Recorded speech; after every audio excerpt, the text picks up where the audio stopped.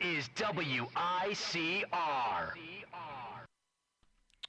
From the basement of La Penta here at Iona College, this is your host, The Rock is on this Monday, April 4th, on a cold, windy Monday, April 4th. Now, this past weekend, we had a lot going on. We had, opening day for baseball. We had the Final Four. And we had the Final Four, and with the final teams remaining, which were Villanova, Oklahoma, Syracuse, and North Carolina. But first, let's jump right into the Final Four. And we'll start off with the first game with Villanova and Oklahoma. Now, going into this game, I think a lot of people, maybe mostly everyone, but I think mostly a lot of people thought this game was going to be a neck and neck tie. It's going to be a phenomenal matchup between Buddy Hield and Josh Hart and Chris Jenkins and Isaiah Cousins, and that this game was going to come down to the wire. Well, you know what, folks? Guess again. Because at first, when the game first started, it seemed like a seesaw battle at first. Both teams, and I would say in the first 10 minutes, it seemed like a seesaw battle. Both teams trading baskets, playing hard-nosed defense, and it was a 21, and at that point, Villanova was winning 21-17. So there's, your average spectator say, you know what, this is going to be a good game. And there were a lot of thoughts going into that.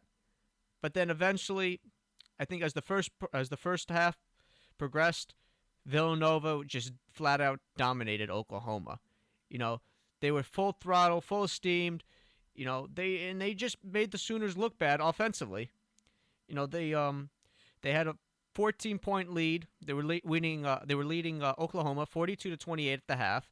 Their largest first half lead was 16, and it just wasn't any different in the second half. Now, granted, I give Oklahoma credit for making it a game going into the second half, because at one point it was a 9-point lead. I believe at the 16-minute mark in the second half. And they were driving to the basket.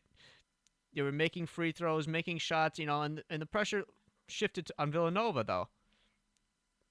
But what was pretty much the nail in the coffin for Oklahoma or any Sooners fans' hopes of witnessing their team win a national championship, or go to the national championship, I should say, let alone win it, was at the beginning of the 13-minute mark. And that at the beginning of the 13-minute mark, that's when Villanova went on an unprecedented 25-0 run. I repeat, at the 13-minute mark of Saturday's game in the second half, Villanova went on a 25-0 run. It's unprecedented. That's either, there's two. When you hear a 25-0 run, you got to think of one of two things. A, that's one hell of a team, and they're very talented and they're very good. Or B, the team they're playing isn't so well defensively, and they can't stop a nosebleed. But I think it was more of Villanova playing well, because we saw them offensively, because we saw them throughout this tournament. They were just dominating. They were dominating offensively. They played hard-nosed defense, and they held Kansas, the 1 seed in the Elite Eight in their respective bracket or their respective region. But during that 25-0 run, in a 6-minute during that 6-minute span where Villanova went on a 25-0 run, they were making threes. They were driving to the basket, and the Oklahoma players just seemed so frustrated and so aggravated that they couldn't just catch a break. It was just every shot, boom, boom, boom, boom. It was like Villanova offensively was like a machine. They couldn't be stopped.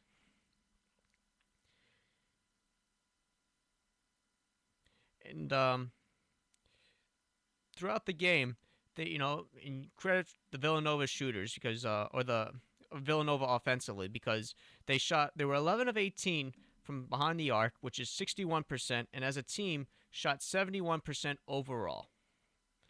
When you have a 25-0 run, that plays major dividends to what you shoot as a team, or what your shooting percentage as a team is. And the leading scorers for Villanova on the game for Saturday was Josh Hart, who led the way for the Wildcats with 23 points, and who just played exceptional defense on the leading scorer of the tournament, and on Oklahoma's Buddy Hield. Followed by Chris Jenkins, 18 points. He was making three-pointers down the stretch. You know, he was a force to be reckoned with. He couldn't be stopped. But referring back to let's see, referring back to Josh Hart and his not only his style of play on offense, but his style of play of defense. Because check this out, folks.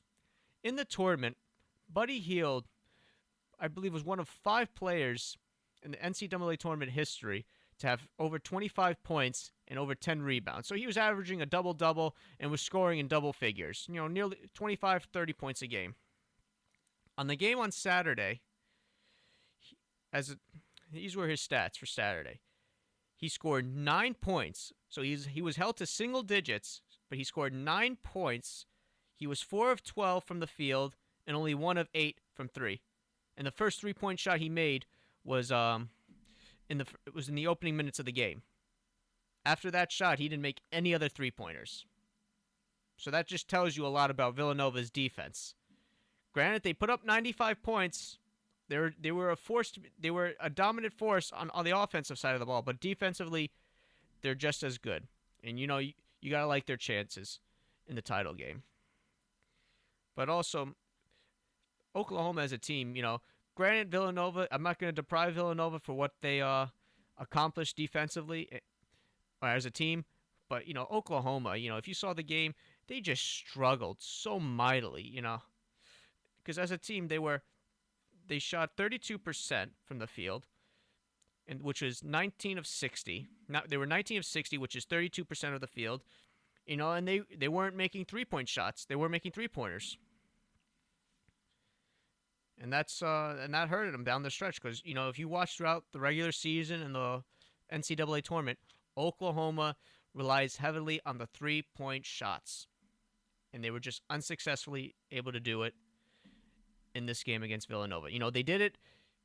They did it against the number 1 seeded Oregon Ducks in their respective bracket. And they just dominated. They dominated, and Buddy Hield dominated behind the 3-point arc. But that just wasn't the case this year, or in this game, I should say.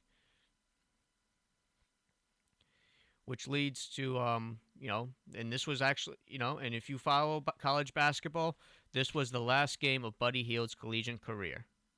Now you have to admit, he made the jump because last year, if he were to declare for the NBA draft last year, many analysts predicted him to be a 2nd-round pick, so his draft value wasn't as high.